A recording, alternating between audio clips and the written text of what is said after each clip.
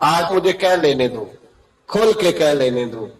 لوگ دلیلیں دیتے پھرتے ہیں، کہتے ہیں جی ایک وہ پینٹ کوٹ والا مولوی ہے، اس نے اینک بھی لگائی ہے، داڑھی بھی رکھی ہے، پینٹ کوٹ بھی پہنتا ہے، اس نے جی 1500 بندہ ایک دن مسلمان کر دیا، ایک دن 1000 مسلمان کر دیا۔ پر پتہ ہے وہ بدبخت کہتا کیا ہے؟ وہ کہتا ہے امیر المومنین یزید رضی اللہ تعالیٰ عنہ، میں کیا کروں اس کے 1500 مسلمان کو یا 2000 اس کے کلمہ، اور وہ یہ بڑی دلیلیں دیتا ہے، وہ دلیلیں سنبھال کے رکھے، وہ دلیلیں جو جی بڑے لوگ اس کے ساتھ ہوتے ہیں۔ تو کربلا کے موقع پر زیادہ لوگ یزید کے ساتھ تھے، زیادہ لوگ، ہم کثرت کے قائل نہیں، ہم حق کے قائل ہیں۔ ہم اب چھوڑ دو بات، دلائل کی طرف آؤ۔ عجیب تماشا ہے۔ اور ایک مولوی صاحب اس کی حمایت کر رہے تھے، کہتے نہیں بندہ ٹھیک ہے، وہ بھول گیا تھا، اصل میں قصور عبید اللہ ابن زیاد کا تھا، اصل میں غلطی عمر بن سعد کی تھی، تو یزید کو زیادہ الزام نہیں دینا چاہیے۔ میں نے کہا بڑی تمہاری قریبی رشتہ داری ہے یزید کے ساتھ، تو اللہ سے دعا کیوں نہیں مانگتے کہ تمہارا حشر یزید کے ساتھ کرے؟ مانگنی چاہیے نا دعا۔ کیا خیال ہے آپ کا؟ ہم الحمدللہ جمعے والے دن مسجد میں بیٹھ کے دعا کرتے ہیں، یا اللہ ہمارا حشر امام حسین کے غلاموں میں کرنا۔ تو بھی کرنا، جرت کر، جرت ہماری جرت دیکھ، ہم یہ نہیں کہتے ان کے ساتھ کر، ہم کہتے ہیں یا اللہ ہمارا حشر ان کے، ہماری جرت دیکھو، ہم ان کے غلاموں میں، قدموں میں، نوکروں میں بیٹھنے کو دعا مانگ رہے ہیں، یا اللہ ہمارا ان کے غلاموں میں، غلاموں کے، تو بھی جرت کر دلیری، کر جرت، کہ یا اللہ میرا حشر یزید کے ساتھ کر دلیری، اگر اتنا ہی اچھا تھا تو۔ بے شرمو، اتنا ظلم نہ کرو، اتنی زیادتی، اتنا ظلم نہ کرو، یہ ظلم ہے۔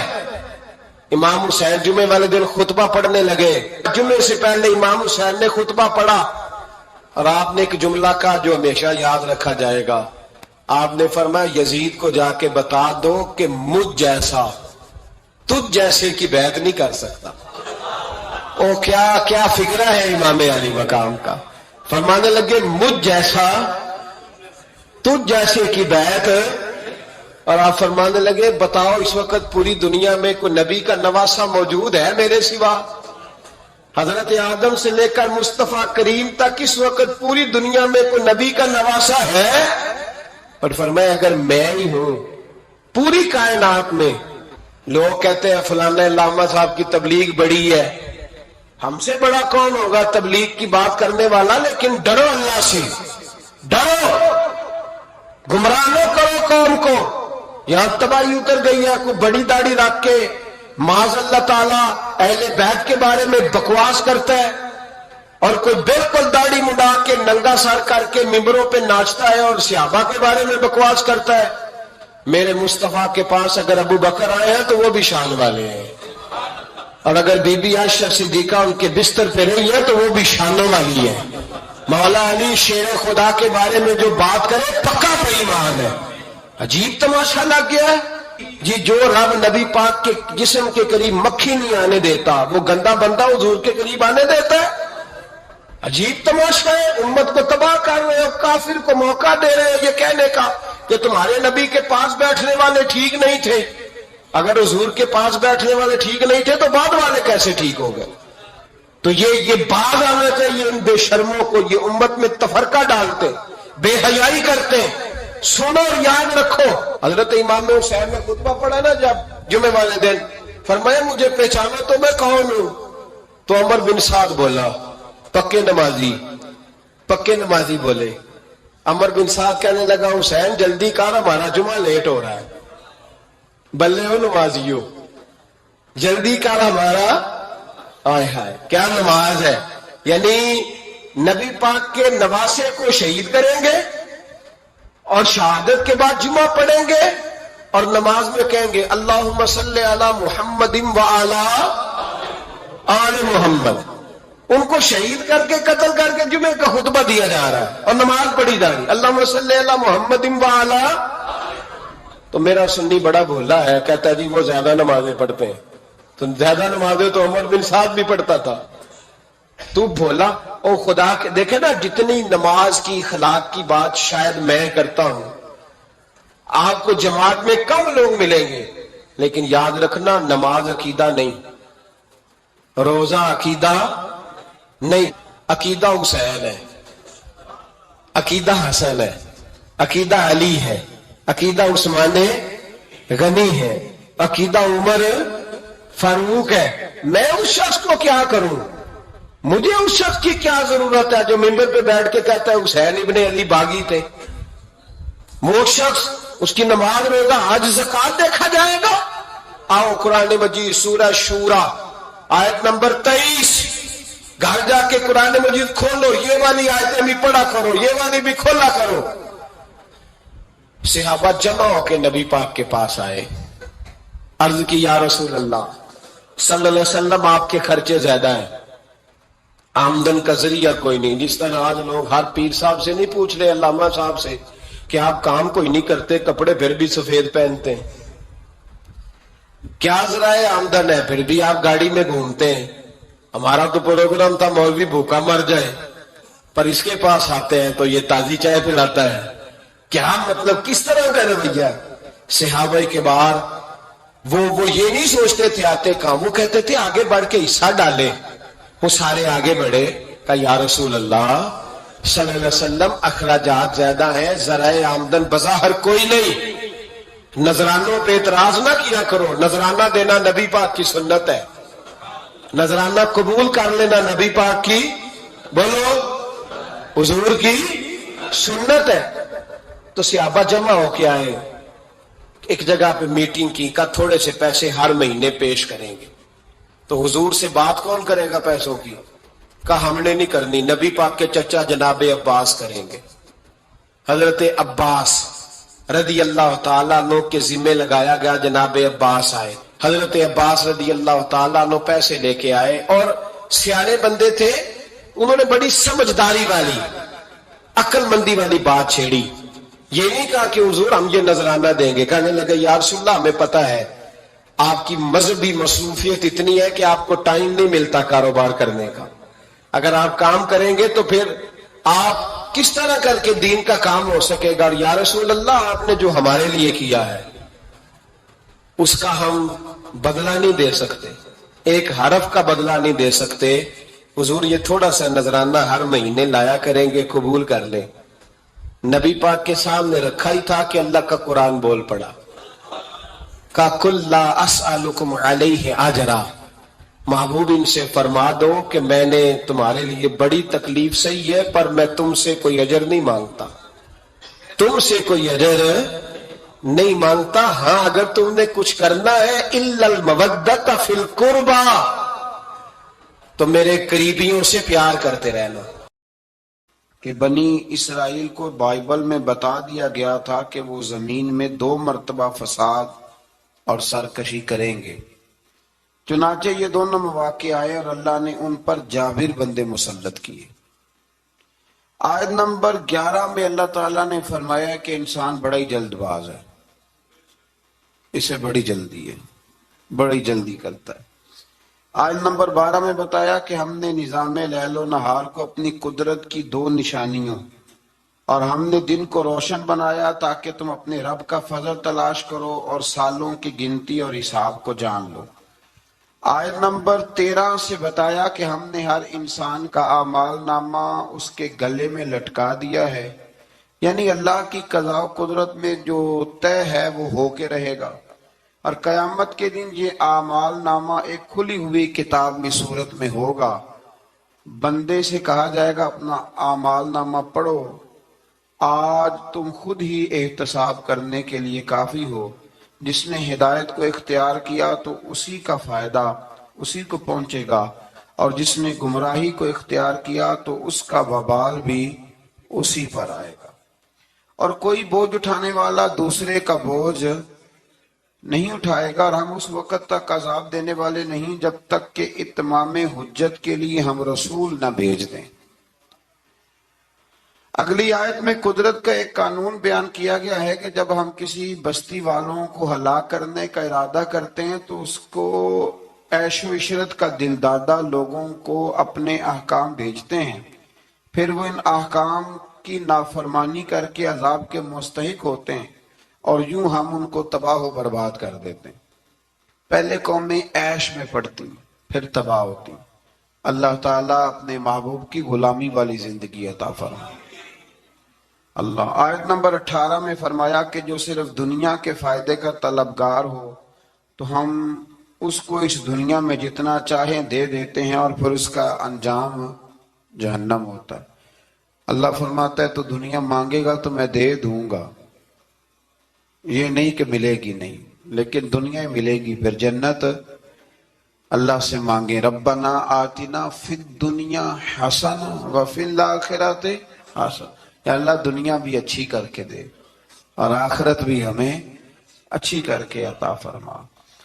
آیت نمبر 21 میں ایک دوسرے پر دنیا میں فضیلت کا ذکر کرتے ہوئے فرمایا کہ آخرت کے بڑے بڑے درجے ہیں اور ان کی فضیلت بھی بہت بڑی ہے۔ آیت نمبر 23 میں والدین کے حقوق کی جانب متوجہ کرتے ہوئے فرمایا کہ تمہارے رب نے حکم دیا ہے کہ اس کے سوا کسی کی عبادت نہ کرو، اور ماں باپ کے ساتھ نیک سلوک کرو، اگر تمہاری زندگی میں وہ دونوں یا ان میں سے کوئی ایک بڑھاپے کو پہنچ جائے تو اس کو اف تک نہ کہو، ان کو جھڑکو بھی نہیں، اور ان کے ساتھ ادب سے بات کرو، اور ان کے لیے عاجزی اور رحم دلی کے بازو جھکائے رکھو، اور یہ دعا کرو کہ اے میرے رب ان پر رحم فرما جیسا کہ انہوں نے بچپن میں رحم کے ساتھ میری پرورش فرمائی تھی۔ آیت نمبر 26 میں قرابت داروں، مسکینوں اور مسافروں کے حقوق ادا کرنے اور فضول خرچی سے اجتناب کا حکم ہے، اور یہ کہ فضول خرچی کرنے والے شیطان کے بھائی ہیں، اور اگر بسبب تنگ دستی خرچ نہ کر سکو تو ان سے نرم بات ہی کر لو۔ فرمایا رشتہ داروں پہ خرچ کرو، اپنی ذات پہ فضول خرچی نہ کرو، اور اگر تم خرچ نہیں کر سکتے، غریب ہو تو کم از کم اخلاق کا مظاہرہ ہی کر لو۔ رشتہ داروں کے اندر تلخ جملوں کا تبادلہ تو نہ کرو۔ آیت نمبر 29 نے تسلسل کے ساتھ احکام کا بیان ہے، تسلسل کے ساتھ۔ نمبر 1 فرمایا خرچ کرنے میں بخل، ہرس اور فضول خرچی کے درمیان میانہ روی کو اختیار کرنا، یعنی نیک کاموں میں کھلے دل سے خرچ کرنا اور مباح کاموں میں اعتدال کے ساتھ خرچ کرنا، اور ناجائز کاموں میں بالکل خرچ نہ کرنا۔ نمبر 2 ارشاد فرمایا کہ افلاس کے خوف سے اولاد کو قتل کرنے کی تمہیں ممانت ہے، اور یہ کہ سب کا رزق دینے والا اللہ ہے۔ نمبر 3 میں فرمایا کہ زنا بہت بری چیز ہے، اس سے بچو۔ نمبر 4 میں قتل ناحق کی ممانت ہے، اور قصاص لینے میں حد اعتدال میں رہنے کا حکم ہے۔ نمبر 5 میں یتیم کا مال کھانے کی ممانت ہے، اور اس کے بالغ ہونے تک اس کے مال کی حفاظت کا حکم ہے۔ نمبر 6 وعدوں کے پورے کرنے کا حکم دیا گیا، یہ آیت نمبر 29 میں سارے احکام۔ اور نمبر 7 ناپ تول میں خیانت کی ممانت کی گئی۔ نمبر 8 جس چیز کا علم نہ ہو اس کے در پہ ہونے کی ممانت کی، جس کا پتہ نہیں اس مسئلے میں پڑھنے سے اللہ نے یہ تو بڑا مشکل کام بتا دیا۔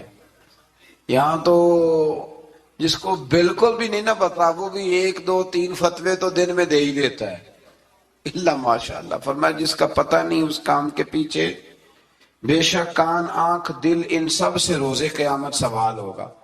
9 نمبر میں فرمایا تکبر اور اطراء کے چلنے والے ٹھیک نہیں کرتے، ان کی مذمت ہے۔ نمبر 10 شرک کی مذمت بیان کی گئی، اور 11 نمبر پہ یہ بھی بیان ہوا کہ کسی کی روزی کی کشادگی یا تنگی کا مدار اس کی فضیلت یا بے قدری نہیں کہ بندہ اچھا نہیں تھا اس لیے اللہ نے پیسے نہیں دیے۔ فرمایا یہ اس کی بے قدری اس وجہ سے نہیں، یہ اللہ تعالیٰ کی حکمت اور مشیت کا معاملہ ہے۔ اللہ زیادہ بہتر جانتا ہے کہ کسی کو اس نے کیا دینا ہے۔ ان تفصیلات کے بعد فرمایا اے رسول یہ وہ حکمت والی باتیں ہیں جن کی ہم نے آپ کی طرف وحی فرمائی ہے۔ اقوال زری لکھے ہوتے ہیں نا، آپ اس طرح کریں سورہ بنی اسرائیل کی آیت نمبر 29 لکھ کے لگائیں۔ میں اکثر نا جب کوئی بندہ کہتا ہے نا اقوال زری تو میں کہتا ہوں پہلے بتاؤ قرآن سارا تم نے لکھ کے لگا لیا، یاد کر لیا، حدیثیں ساری لکھ لی؟ اب تو انگریزوں کے قولوں کو قوال زری بنا کے لوگ بیان کرتے ہیں. تو میں کہتا ہوں پہلے قرآن حدیث اپنے اللہ کے بندوں کی باتیں تو پوری کر لو. تم تو دور نکل گئے ہو. اللہ فرماتے ہیں یہ حکمت والی باتیں ہیں. یہ تھوڑی حکمت والی بات ہے کہ رب فرما رہا ہے کہ کسی کی روزی کا کشادگی یا تنگی کا مدار اس کی فضیلت یا بے قدری پہ نہیں، بلکہ تو اللہ بہتر جانتا ہے کہ اس کو کیا دینا ہے. یہ بہت بڑی حکمت والی بات.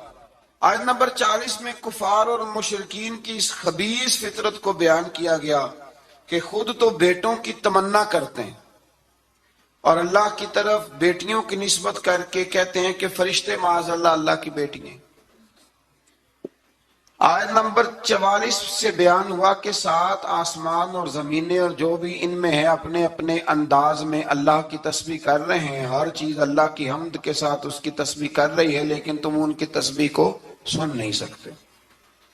آیت نمبر 45 میں فرمایا کہ منکرین آخرت قرآن کی تعلیمات سے استفادہ کرنے سے محروم رہے اور ان کے دل و دماغ حق کو قبول کرنے کی سعادت سے محروم ہیں، اور فصیح و بلیغ قرآن سن کر بھی نبی پر سحر زدہ ہونے کا تان کرتے ہیں معاذ اللہ. آیت نمبر 49 میں بتایا کہ منکرین آخرت کہتے ہیں کہ جب ہماری ہڈیاں گل سڑ کے ریزہ ریزہ ہو جائیں گی تو کیا ہمیں از سر نو پیدا کیا جائے گا؟ اللہ تعالیٰ نے فرمایا تم پتھر بن جاؤ یا لوہا یا کوئی اور مخلوق جو تمہارے خیال میں بہت سخت ہو، وہی رب ذوالجلال دوبارہ پیدا کرے گا جس نے تمہیں پہلے پیدا فرمایا تھا. آیت نمبر 52 میں عمدہ بات کرنے کا حکم دیا گیا، اور آیت نمبر 56 میں بتایا کہ باطل معبود اپنے پوجنے والوں کی تکلیف کو دور کرنے یا بدلنے کی قدرت نہیں رکھتے. آیت نمبر 61 سے ایک بار پھر فرشتوں کے آدم کو سجدہ کرنے اور شیطان کے انکار کرنے کا ذکر ہے، اور اس بات کا بھی کہ شیطان جو کچھ بھی کر لے اللہ کے خاص بندوں پر اس کا داؤ چلتا نہیں ہے. آیت نمبر 67 میں فرمایا کہ جب سمندری طوفان میں گر جاتے ہیں تو معبودان باطلہ کی بجائے صرف اللہ کو پکارتے ہیں. کافر بھی اس وقت اللہ ہی کو پکارتے ہیں، لیکن نجات کی صورت میں یہ لوگ پھر شرک میں مبتلا ہو جاتے ہیں. آیت نمبر 68 میں مشرکوں کو متنبہ کیا گیا کہ اگر ان پر کوئی آفت آ گئی یا انہیں خشک سرزمین میں کہیں دنسا دیا گیا یا کسی اور مصیبت میں مبتلا کیا گیا تو اللہ کے سوا کوئی نجات دینے والا نہیں ہے. آیت نمبر 70 میں بنی آدم کی عزت اور کرامت کا ذکر ہے کہ اللہ نے بنی آدم کو اپنی مخلوقات میں بہت سو پر فضیلت عطا فرمائی. آیت نمبر 71 میں انسانوں کو اپنے پیشواؤں کے ساتھ بلائے جانے، دائیں بائیں اعمال نامے لینے والوں کو کامیابی کا بیان ہے، اور جو دنیا میں حق سے اندھا ہے وہ آخرت میں بھی اندھا ہے. قیامت میں اس کا کوئی پیشوا ہوگا اسی کے ساتھ ہی بلایا جائے گا نا. تو جو ساری زندگی کہتا رہے میں مانتا ہی نہیں کسی کو، کوئی امام نہیں، کوئی تقلید نہیں، کوئی شے نہیں، تو وہ کدھر جائے گا؟ ہاں اسی کے ساتھ جائے گا. اللہ تبارک